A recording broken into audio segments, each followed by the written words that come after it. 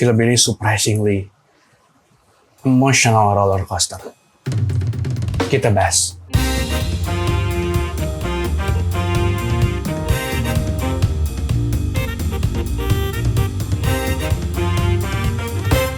Halo semuanya, selamat datang di channel gue dan selamat datang lagi di jurnal film gue yang lainnya. Dan kali ini gue pengen ngomongin soal film Wicked for Good.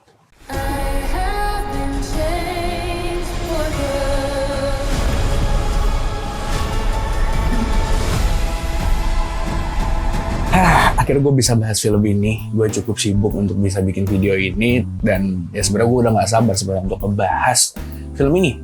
Kenapa? Karena bisa dibilang ini adalah film yang gue tonton dalam keadaan gue yang cukup capek, tapi ketika gue nonton, semua lelah itu surprisingly hilang. Sebelumnya gue bakal bahas apa yang bisa diukur dan bisa dinilai gitu dengan kasat mata tanpa perlu komprehensif lebih jauh lagi. Gue bisa bilang memang film Wicked for Good ini secara production value gue rasa itu gak se-powerful dan gak semegah film pertamanya. Mulai dari lagu-lagunya, koreografi, sampai ke setnya. Walaupun gue bisa bilang di film kedua ini latar tempat itu jauh lebih eksploratif, tapi gue entah kenapa dengan latar sekolah mungkin ya yang di film pertama dan tempat-tempat lainnya itu kerasa jauh lebih megah gitu, apalagi kalau sebagai stage musikal. Dan itu juga kelihatan dari koreografinya, dari apa yang terlibat, dari siapa yang terlibat, sampai ke komposisi orang-orangnya. Dan menurut gue sebenarnya itu masuk akal. Kenapa? Karena kalau dibandingin dengan film pertamanya, film kedua dari Wicked ini lebih banyak lagu-lagu yang kesannya tuh mellow, gak se-powerful dan gak se-storytelling film pertama. Nah, tapi kalau untuk musiknya sendiri, kalau tanpa kita mempertimbangkan ini sebagai film musikal ya, film keduanya itu ya sebenarnya punya musik-musik yang sangat dapat dinikmati gitu, dan gue suka gitu ya, walaupun nggak sing-alongable sebenarnya untuk lagu-lagu kedua ini, tapi beberapa di antaranya itu benar-benar secara progresif dan juga melodi itu masih bisa diingat gitu, khususnya lagu For Good yang jadi penutup dari film ini. Walaupun menurut gue Divine Gravity itu masih jadi lagu film yang cukup powerful. Ya lo bisa tau lah, dia ditaruh di momen yang tepat, bisa dinyanyikan dan di delivery dengan vokal yang powerful juga. Kalau secara sinematografi, gue nggak bisa komentar banyak sebenarnya karena secara production value khususnya dari sinematografi, correct me if I wrong, gue bisa katakan ya gak jauh berbeda lah gitu. Yang paling berpengaruh itu adalah di koreografi musiknya gitu, sehingga itu ya bisa berimpact gitu terhadap delivery dari production value-nya.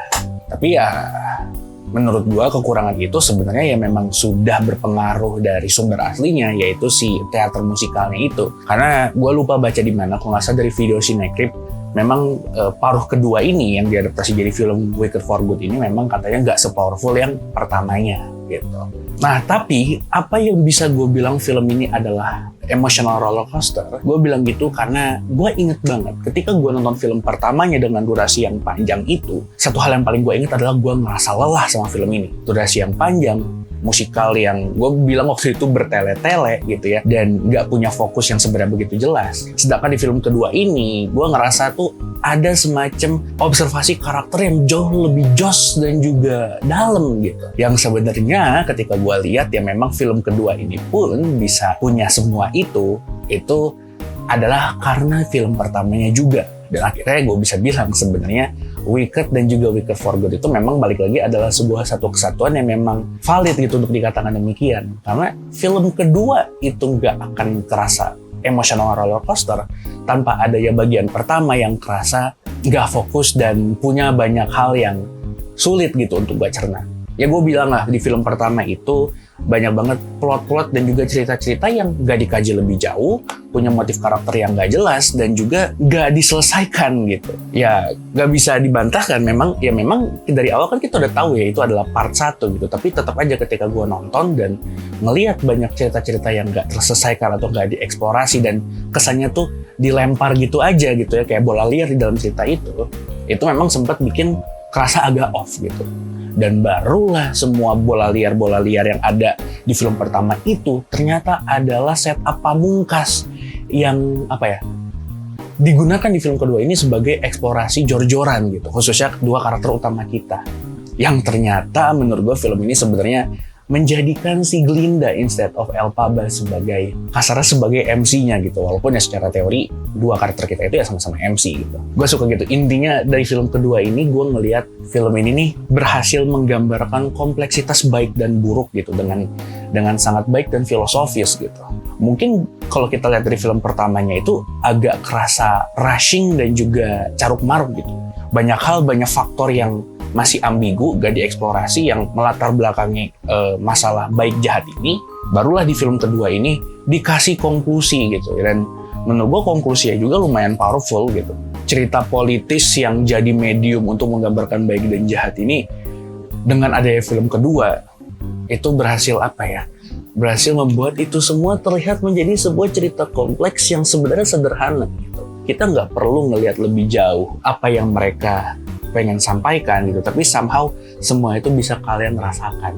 Sedihnya kan apa yang menjadi punchline dari film pertama, di film kedua ini kayak di state ya ujung-ujungnya cara dia gagal gitu, karena baik dan buruk tidak sesederhana itu pada akhirnya.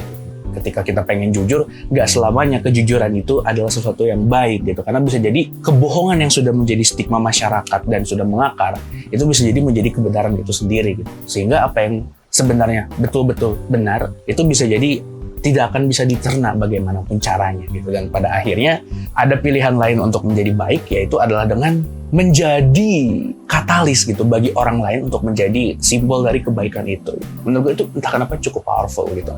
Dan ketika premis besar itu, pesan-pesan itu ditaruh di pundaknya si Glinda gitu ya, gue suka gitu. Pada akhirnya gue ngeliat Glinda yang awalnya sebagai karakter yang gue cukup bingung gitu ngelihat moral kompasnya dia dari film pertama gitu. Dan film kedua ini gue jadi ngelihat gitu kalau misalnya ya dari Glinda yang seorang seperti itu, yang ternyata di highlight lagi kalau misalnya dia sesimpel orang yang hanya mengharapkan atensi gitu, bisa belajar mengenai kebaikan gitu walaupun dia tidak berdaya gitu. Dan dari si Glinda ini ada yang disampaikan juga, yaitu mengenai kebaikan itu bukanlah sesuatu yang solid dan bisa di-deliver sebagai sesuatu kompas yang sudah solid gitu, melainkan adalah sesuatu yang masih harus dibentuk dan dipelajari gitu. Dan sedihnya adalah seringkali kita sebagai individu yang ingin mencapai sebuah kebaikan yang ideal itu, ya bisa jadi kita hanyalah sebuah katalis atau jalur gitu yang mana kita nggak akan terlihat sebagai sosok yang memiliki signifikansi gitu terhadap si definisi kebaikan ini. Hebatnya adalah film ini berhasil menggambarkan kalau sepanjang cerita Wicked ya, dari film Wicked pertama sampai Wicked for Good, ceritanya Elphaba yang diterpa masalah rasisme dan juga isu-isu yang disebabkan oleh wujud dia gitu, sosok dia, itu kasarnya hanya menjadi sebuah medium pembelajaran gitu buat karakter yang awalnya itu terkesan nggak punya lapisan karakter gitu, kayak si Glinda ini gitu. Dan apa yang bikin film kedua ini lebih powerful, turning back point yang ada di film ini menurut gua jauh lebih sentimental dan lebih lebih berani lah kasarnya gitu. Kayak ya adiknya si Elphaba kena, habis itu beberapa karakter berubah menjadi sosok lain gitu. Pokoknya intinya banyak turning back point yang menurut gue itu sebenarnya cukup powerful untuk bikin karakter Elphaba yang tadinya baik atau karakter Glinda yang tadinya empatis dan pengecut itu bisa jadi sosok yang sebaliknya. Yang kalau misalnya kalian nonton ya pada akhirnya karakter mereka sebenarnya udah cukup kuat gitu, sehingga hal-hal emosional yang fundamental itu berhasil terbantahkan gitu. Dan menurut gue itu juga sih yang bikin film kedua ini jauh lebih terkesan emotionally roller coaster gitu.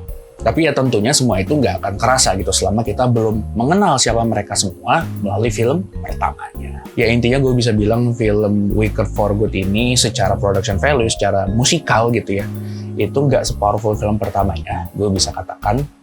Tapi justru adalah sebuah bagian gitu yang sebenarnya ya bisa menyampaikan keseluruhan dari cerita Wicked ini. Dan ya dari awal memang seharusnya itu adalah satu kesatuan yang gue bisa bilang nggak bisa dinilai secara objektif gitu mana yang lebih bagus. Karena ya walaupun secara teknis bisa, tapi intinya mereka adalah dua bagian yang saling melengkapi satu sama lain gitu. Kayak Glinda dan juga Elphaba. Mereka nggak akan punya story arc yang emosional tanpa ada keterlibatan satu sama lain gitu. ya kayak lirik lagunya aja yang terakhir itu kayak. Ya udah, gitu aja dulu pembahasan gue soal film Wicked for Good yang gue rasa ada nggak another video yeping tidak jelas yang tidak punya konteks yang tegas tuh dalam apa yang gue katakan, tapi intinya ya itu aja yang pengen gue ceritakan dari film Wicked for Good ini, yang entah kenapa gue rasa ini memang harus gue keluarkan gitu ya. Walaupun entah kenapa gue ngeliat Wicked for Good ini nggak begitu banyak dibahas ya, nggak seramai film pertamanya.